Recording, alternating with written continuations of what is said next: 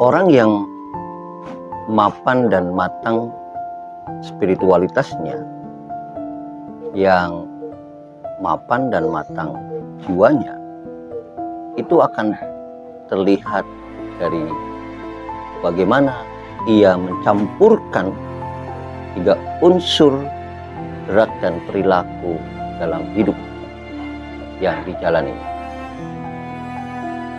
3 unsur itu adalah al-ilmu, al-hal, al-amal.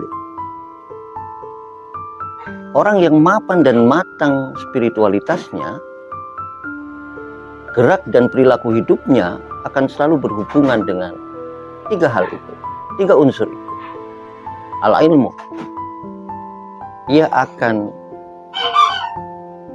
bergerak dan menghadirkan perilaku dalam hidupnya karena dia ma'rifat, mengerti dengan ilmunya. Al-hal, dia bergerak dan berperilaku dalam hidupnya karena ia merasakan suasana kebatinan itu.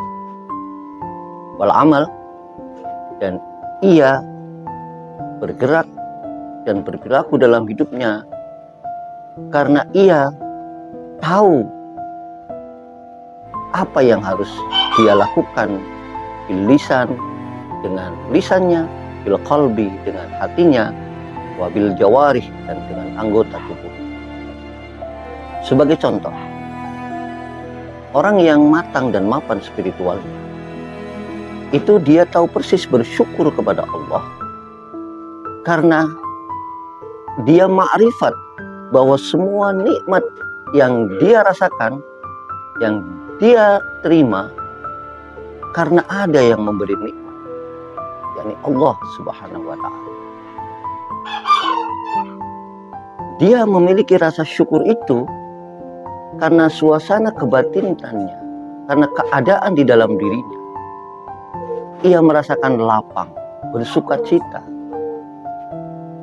Maka orang yang bersyukur karena ia makrifat terhadap siapa yang memberi nikmat, suasana kebatinannya selalu lapang dan bersukacita, terdoronglah untuk al-amalu, berbuat. Dan berbuat dalam hal bersyukur kepada Allah itu adalah mewujudkan rasa syukur itu bil qalbi, dengan selalu bahagia, bil lisan, dengan selalu mengucap alhamdulillah rabbil alamin, bil jawarih, dengan mendaya gunakan melalui seluruh anggota tubuhnya apa-apa yang dikaruniakan Allah kepadanya untuk kebermanfaatan hidup bagi diri, keluarga, dan sesama. Itulah orang yang sudah mapan dan matang spiritualitas. Ketika ia bersabar, ia tahu persis tentang bala dan siapa yang memberikan bala, bencana, malapetaka, musibah, dan sebagainya. Hatinya ada dalam kepasrahan penuh meski ada kesedihan. Lalu dia akan menata hatinya untuk melakukan sesuatu yang menghadirkan bentuk-bentuk kepasrahan itu sendiri. Lalu lisannya berucap inna lillahi wa inna ilaihi raji'un. Anggota tubuhnya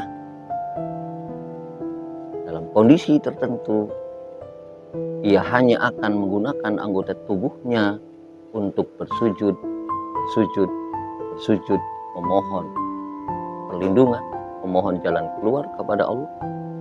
Dan dalam aktivitas kesehariannya, ia akan melakukan hal-hal yang menghadirkan kemudahan dari kesempitan yang ia alami, yang menghadirkan jalan keluar dari apa yang menjadi masalah, dan yang membuat kehidupannya tetap berjalan meski ia dalam himpitan demi himpitan musibah dan cobaan. Jadi orang yang mapan dan matang spiritualnya akan selalu membawa serta 3 unsur dan 3 hal itu dalam gerak dan perilaku hidupnya. Al-ilmu, al-hal, wal-amal.